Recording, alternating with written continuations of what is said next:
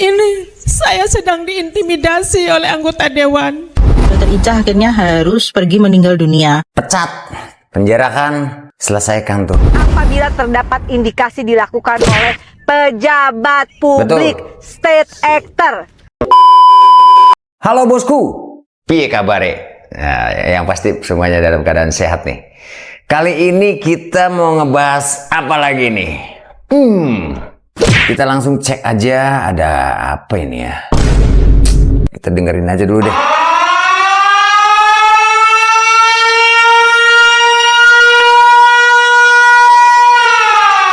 Tiga anggota DPRD TTU pelaku intimidasi terhadap Dokter Ica berujung meninggal dunia. What? Hah? Isi surat terakhir. Keadilan untuk Dokter Ica. Ada apa ini bos? Bisa-bisanya di IGD Senak Jidat. Yang begini nih harusnya nggak usah kasih jabatan, masuk lewat jalur mana sih lu? Butuh pertolongan malah nggak tahu diri. 3 anggota DPRD sedang jalani pemeriksaan atas dugaan intimidasi terhadap almarhumah Dr. Ica. Gua nggak habis pikir deh, kan IGD tempat dimana kita butuh pertolongan. Kok bisa-bisanya berlaku seenak jidat? Apa karena merasa punya kekuasaan? Haduh. Kedokteran Indonesia habis berduka lagi karena habis ada berita duka Dr. Ica Pakainoni meninggal dunia di kota Keva yang ada di Kabupaten TTU atau Timur Tengah Utara yang ada di Provinsi NTT, Nusa Tenggara Timur. Sebenarnya sih penyebab meninggalnya itu belum jelas kenapa, masih dicari tahu, tapi diduga depresi karena intimidasi 2 anggota DPRD yang ada di sana. Diduga depresi karena diintimidasi 2 anggota DPRD dokter di NTT meninggal dunia. Dokter Ica mengaku alami ketakutan dan tekanan psikologis dari bentakan yang diterima saat bertugas. Wah ya konyol lu anggota-anggota dewan kayak gini nih. Jangan semerta-merta kamu punya kekuasaan dan kamu punya jabatan lalu seenaknya. Gak boleh begitu. Ada bahaya orang-orang begini nih. Dokter NTT meninggal dunia. Dokter Ica mengalami ketakutan dan tekanan psikologis dari bentakan yang diterima saat bertugas. Jadi ceritanya itu ada pasiennya. Pasien sepertinya anak-anak ya. Pasien anak-anak sekitar tanggal 13 Juni kemarin. Pasien anak-anak datang ke rumah sakit di tempat Dokter Ica kerja. Nah, pasiennya itu keponakan dari salah satu anggota DPRD-nya itu. Nah, terus pasiennya itu kan digigit ular tuh, digigit ular, dokternya meriksa dan memberikan penanganan terhadap si pasiennya itu. Nah terus kalau misalnya kami sebagai dokter menerima pasien dengan gigitan ular, mau apapun macam bentuk ularnya, kami itu lapor kepada Dokter Tri Maharani. Dokter Tri Maharani itu adalah dokter spesialis emergency medik khusus toksikologi bisa ular. Di Indonesia kita itu baru punya 1 dokter khusus toksikologi bisa ular tuh cuman Dokter Tri Maharani. Jadi kami itu semua rumah sakit di Indonesia itu masuk dalam satu grup yang di situ ada Dokter Tri Maharani. Jadi kalau misalnya ada pasien terkena gigitan ular, kami itu lapor gitu loh dan bertanya kepada Dokter Tri Maharani dengan tanda-tanda pasien seperti apa, lukanya di mana, kondisinya sekarang seperti apa, labnya seperti apa, ular yang menggigit kalau misalnya tahu juga seperti apa, itu dilapor dan kemudian Dokter Tri Maharani itu memberikan penjelasan ataupun terapi yang memang harus diberikan. Apakah ini konservatif saja, diberikan obat-obatan anti nyeri segala macam, apakah ini memang pasiennya perlu diberikan sabu, apakah pasiennya tuh perlu diberikan sabu serum anti bisa ular gitu loh. Jadi tuh nggak semerta-merta itu tuh semua gigitan ular tuh perlu sabu. Jadi nggak semerta-merta itu semua pasien yang digigit ular itu memerlukan sabu serum anti bisa ular, karena diidentifikasi dulu pasiennya seperti apa dan ularnya itu seperti apa. Nah terus si pasien Dokter Ica tadi itu sudah dikonsulkan ke Dokter Tri Maharani, sudah diberikan advis nih, ini harus diberi apa, dan memang kondisinya itu tuh baik, bukan sesuatu kondisi gigitan ular yang memerlukan sabu. Nah terus si anggota DPRD-nya itu memaksa rumah sakit dan memaksa Dokter Ica dan mengintimidasi segala macam supaya si pasien atau ponakannya anggota DPR itu diberikan sabu padahal tidak perlu. Bahkan aku baca sendiri ya chatnya ya. Aku baca sendiri chatnya di grup, tapi nggak bisa aku tampilkan karena privacy segala macam. Aku baca sendiri, Dokter Tri Maharani yang ngetik. Dokter Tri Maharani aja bilang, Dokter Ica itu sudah menjalankan sesuai advice saya, sudah memberikan penanganan sesuai yang saya berikan terhadap pasien. Ini pasien memang nggak perlu sabu, nggak perlu serum anti bisa ular, kondisinya pun baik. Bahkan Dokter Ica pun menelpon dan mem-WA Dokter Tri Maharani berkali-kali, minta di dalam telepon tuh, minta Dokter Tri Maharani itu untuk menjelaskan kepada keluarga ya anggota DPR itu, karena Dokter Ica itu udah dimarah-marahin, udah diintimidasi terus-terusan. Dokter Tri Maharani tuh jelasin, di NTT tuh bukannya nggak ada serum anti bisa ularnya, ada, tapi tidak semua pasien tuh perlu gitu loh. Jadi memang yang diberikan itu tuh yang perlu gitu loh. Tapi anggotanya itu tuh nggak mau tahu, tetap maunya dikasihlah itu sabu. Aku juga baca caption dari Dokter Tri Maharani. Dokter Tri Maharani aja tuh sampai WA ke gubernur di setempat itu tuh supaya ini kasus ditindaklanjutin, supaya ini clear. Karena meskipun Dokter Ica sudah pergi, kita harus usut kasusnya. Bahkan Dokter Tri pun juga sudah WA ke Menkes, Pak BGS itu sudah WA juga. Tolong ini dokter umum ada yang meninggal dunia karena diintimidasi oleh anggota DPRD. Jangan sampai kasus ini terjadi lagi. Padahal Dokter Ica sudah menjalankan sesuai advice yang saya berikan. Dokter Ica tuh masih muda loh, masih 27 tahun. Ya kalau dari perhitunganku tuh itu dokter baru kayak selesai internship terus bekerja gitu loh. Terus aku searching dong kerjanya di kota mana, dan ternyata kerjanya di RS Leona di kota Keva itu. Dan memang kelihatan ini rumah sakit kecil ya.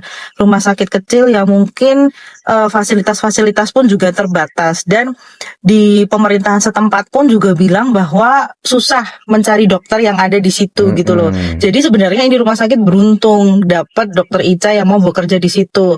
Nah, yang sangat disayangkan itu harusnya tuh dokternya tuh dilindungi gitu loh, karena sudah mengabdi dan mau bekerja di kota kecil, bahkan rumah sakit kecil pun Dokter Ica mau bekerja. Nah, harusnya kan warga setempat dan bahkan DPRD-nya pun juga harusnya tuh bersyukur kan ada dokter yang menangani gitu loh, ada dokter yang kerja di situ tuh mau. Tapi ternyata malah dibentak-bentak dan dimarah-marahi, dan akhirnya udah Dokter Ica akhirnya harus pergi meninggal dunia. Pecat, penjarakan, selesaikan tuh. Lu percayain ke dokter, dokter kasih saran begini, lu bentak-bentak. Ngapain juga lu bawa ke rumah sakit PA? What? Bocah rada kurang soon, angel, semena-mena lu. Pecat, penjarakan, selesai tuh. 1000 lilin duka menyala di depan kantor DPRD Timur, Tengah, Utara.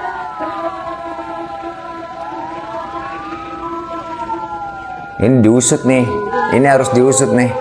Kasihan guys. Diintimidasi, dibentak kayak gitu, orang jadi kaget ya. Dari tadi saya bayangin jadi dokternya loh.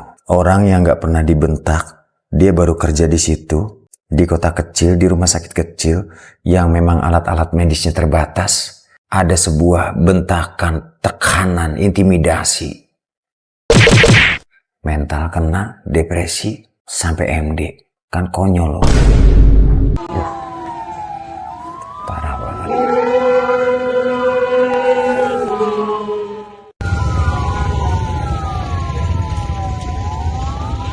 Ini harus viral sih, harus viral ini, biar orang-orang yang berkuasa tuh pada mikir, nggak usah semena-mena, mentang-mentang punya jabatan kuasa seenaknya. Kasihan loh, masih muda. Astagfirullahaladzim. Mereka menilai dengan jabatan yang ia peroleh ia dapat melakukan sesuatu yang senang-senangnya. Ini tidak dapat dibenarkan. Betul. Harusnya kita pahami, Dokter Ica sudah sangat muda. Hari ini ada seorang ayah yang kehilangan putrinya, ada seorang ibu yang kehilangan. Ada seorang ayah yang kehilangan putrinya, ada yang seorang ibu kehilangan putrinya. Dia masih punya orang tua. Intimidasi nakes membawa gelar jabatan. Selama praktek, aku beberapa kali dengar kata, kamu gak tahu saya siapa, ataupun ngaku-ngaku kenal atasan. Guys, kita sebagai dokter itu menangani kasus berdasarkan memang kasusnya tanpa melihat kamu latar belakang dari mana. Mau kamu adalah rakyat awam biasa ataupun anaknya King Julian dari Madagaskar. Kalau penyakitnya A, ya terapinya harus memang sesuai A. Kalau memang bukan indikasi rawat inap ataupun indikasi suatu tindakan, kita tidak akan menyarankan. Dan beberapa contohnya adalah yang satu, tindakan itu harus menguntungkan atau beneficial for the patient. Dan yang kedua adalah do no harm atau jangan menyakiti pasien. Kalau menyalahi kode etik tersebut, ya kita pasti tidak akan melakukannya. Di kita dokter ini sudah disumpah untuk menangani pasien itu sesuai dengan ilmu dan kompetensi kita. Jadi tidak perlu membawa embel-embel, kita tuh pasti tanganin. Oke? Kecuali lu ke situ nih, untuk anggota DPRD yang di sana 3 orang nih, cat aja itu orang. Nih, saya dari keluarga hewan apa itu? Saya dari manusia yang sudah dilindungi negara, ini limited edition, itu nggak tahu. Ngising masih aja lu, belagu. Kalau udah kawat tuh nggak tahu. Tangis mama dari Dokter Ica, cerita soal anaknya. Saya ingat anak saya menelepon menangis menjerit, "Mama, ini saya sedang diintimidasi oleh anggota dewan. Saat ini saya sedang pilu, Mama. Saya sudah bekerja sesuai dengan SOP. Bahkan saya paham betul itu SOP dan saya langsung konsultasi dengan ahli, dokter ahli bisa ular yang ada di Indonesia hanya satu-satunya. Tapi ternyata beliau-beliau mungkin merasa lebih hebat dari tangisan dia. Saya mencoba menenangkan, tapi ternyata dia merasa saya tidak mampu lagi, Mama. Saya tidak kuat. Di depan begitu banyak pasien, dia mengatakan, saat ini juga saya bisa hentikan praktek kamu. Dari rasa ketakutan itu karena dia begitu berat terintimidasi, ditunjuk-tunjuk mukanya, dia katakan bahwa, "Kamu catat, saya anggota Dewan Komisi 3 yang membawahi Dinas Kesehatan dan bisa menghentikan operasional daripada rumah sakit ini." Dan kamu sekarang dihentikan dari jabatan kamu. Kamu sekarang menjabat sebagai ketua lu kau. Oh no. Kau keluarga kau tek. Ya, anak saya ketakutan. Bagaimana kalau rumah sakit izin pelayanannya dibekukan? Itu yang menjadi beban berat dia. Keluarga lu semua lu biar si para pelaku-pelaku oknum yang semena-mena sama jabatannya tuh. Saya bisa menghentikan praktek kamu. Sekarang kamu dihentikan sendiri dari mulutmu sendiri tuh. Saja lu. Kasihan itu Dokter Ica itu sampai telepon mamanya itu jerit-jerit itu sampai MD lo. Kan konyol kayak gini. DPC, PDI, Perjuangan, TTU menonaktifkan sementara semua selamanya lah. Udah selamanya orang-orang begini, selamanya nggak ada sementara kadernya. Veronica Lake dari seluruh aktivis partai menyusul dugaan intimidasi terhadap almarhumah Dr. Eliza Priscilia Utami Pakaenoni, Dr. Ica. Sempat membantah intimidasi Dr. Ica, anggota DPRD Timor Tengah Utara Veronica Lake kini dinonaktifkan PDIP. Paten kali PDIP langsung dinonaktifkan ya kan? Karena udah apa? Udah viral, hangat diperbincangkan di mana-mana, udah dikecam di mana-mana, langsung dinonaktifkan. Pertanyaan saya, nanti kalau kami udah lupa nggak aktif lagi kan? Iya kan? Kalau memang aktif lagi setiap ada kunjungan dia, lempar pakai apa kek, ya kan? Pakai lempar tuh. Nggak usah dia ada kunjungan ke sini, kita siapin tuh, masukin dalam plastik, lemparin ke dia, biar dia itu mundur secara sendirinya. Tidak baik. Ketika masuk ke ruangan IGD, saya melihat perdebatan telah berlangsung antara dua rekan saya dan dokter. Terkait perkataan panggil wartawan saja, itu saya maksudkan sebagai usulan dalam percakapan kepada salah satu rekan DPRD agar ada liputan eksternal dan investigatif terkait transparansi pelayanan kesehatan, evaluasi, dan perbaikan kualitas pelayanan. Dari sekian banyak video yang beredar, ini sebetulnya video yang paling menarik menurut aku ya. Video klarifikasi salah satu anggota DPRD yang diduga melakukan intimidasi. Ya masyarakat juga pasti bertanya-tanya gitu kan, bener gak sih apa yang disampaikan oleh si ibu itu yang dia baca teks gitu dengan yang sesungguhnya terjadi pada saat di lapangan. Secara kan dia baca teks banget tuh, udah kayak baca undang-undang gitu. Bener, dia menyampaikannya setata kromo itu. Kalau memang bentuknya seperti itu, masa sih seorang dokter pendidikannya lama, berat loh pendidikan dokter tuh, bisa ngerasa sedepres itu sampai melakukan tindakan yang luar biasa. Dan berdasarkan PP 28 Undang-Undang Kesehatan, Dokter Ica tuh sebetulnya bisa menolak memberikan pelayanan kesehatan ketika dia mendapatkan intimidasi ataupun kekerasan verbal maupun fisik. Lagi pula apa yang dilakukan oleh Dokter Ica itu sesuai dengan keilmuan dan SOP ya. Memang tidak perlu diberikan antibisa. Jadi apa yang mau diperbaiki secara tata kelola dan profesionalitas? Konteks itu harusnya disampaikan ke manajemen, bukan ke Dokter Ica. Dan gak mungkin juga itu dikatakan itu pada saat di lapangan. Percaya deh, gak mungkin. Pasti ada kata-kata yang jauh lebih nyelkit gitu, kata-kata yang jauh lebih intimidatif gitu, sehingga membuat Dokter Ica-nya stressful. Iya, betul. Ini demo aja seluruh dokter Indonesia nih, ya kan, IKD nih. Jadi biar 3 anggota dewan ini dekem tuh, masuk bui sekalian, puas, biar mati. Kecam dugaan intimidasi Dokter Ica anggota DPRD Rieke Diah Pitaloka, desak usut tuntas. Pastilah. Terus usut aja. Betul. Justice for Dr. Ica.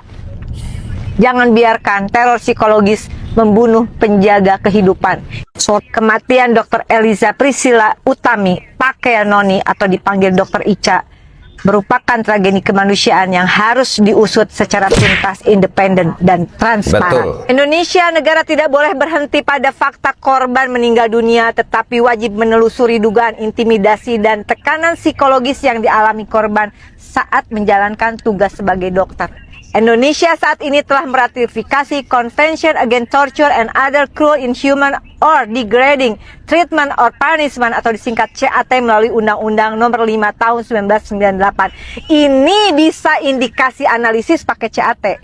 Ratifikasi tersebut mewajibkan negara mencegah, menyelidiki, dan menindak setiap dugaan penyiksaan maupun perlakuan yang kejam, tidak manusiawi atau merendahkan martabat manusia, terutama apabila terdapat indikasi dilakukan oleh pejabat publik, state actor. Dugaan keterlibatan oknum anggota DPRD dalam perkara ini menjadikannya bukan sekedar persoalan etik, tetapi juga harus diuji dalam perspektif HAM dan kewajiban negara berdasarkan CAT yang sudah diratifikasi Undang-Undang 5 1998. Saya menyampaikan sikap sebagai berikut. Pertama, mendesak Polda NTT melakukan penyidikan secara profesional, independen, transparan, dan berbasis pembuktian ilmiah, serta menerapkan pasal-pasal pidana berlapis apabila seluruh unsur deliknya terbukti. Betul. Kedua, saya mendesak Kementerian Hak Asasi Manusia, Komnas HAM, dan terutama Komnas Perempuan, CAT dipakai nih, langsung melakukan investigasi dan pemantauan. Apabila ditemukan indikasi perlakuan kejam, tidak manusiawi, atau kekerasan psikologis oleh pejabat publik, negara wajib menindaklanjutinya sesuai Convention Against Torture CAT yang telah menjadi hukum nasional melalui Undang-Undang Nomor 5 Tahun 1998. Nah, Indonesia yang ketiga, saya mendesak Kementerian Kesehatan, organisasi profesi, dan tentu saja kami yang di DPR RI untuk memperkuat sistem perlindungan hukum bagi tenaga kesehatan dari intimidasi, kekerasan fisik maupun psikis, serta intervensi pejabat publik agar rumah sakit tetap menjadi ruang pelayanan kemanusiaan yang aman dan bermartabat, bukan untuk menunjukkan validasi show of power sebagai pejabat. Tidak boleh ada impunitas bagi pejabat yang menyalahgunakan kekuasaan. Betul. Terima kasih. Terima kasih Ibu Diah Pitaloka. Bagus banget, cakep banget tuh endingnya. Lu orang kudu diproses, selesai. Oke guys, semoga tidak terjadi lagi nih kasus-kasus begini. Ada banyak kejadian-kejadian tuh ya, dan para penguasa itu harus bisa mengayomi dan humanis terhadap siapapun itu, karena tokoh masyarakat sifatnya, bos. Seperti itu dulu. Pantengin lagi reaction berikutnya. Jangan lupa like, subscribe ya, and comment. Assalamualaikum warahmatullahi wabarakatuh. Dadah.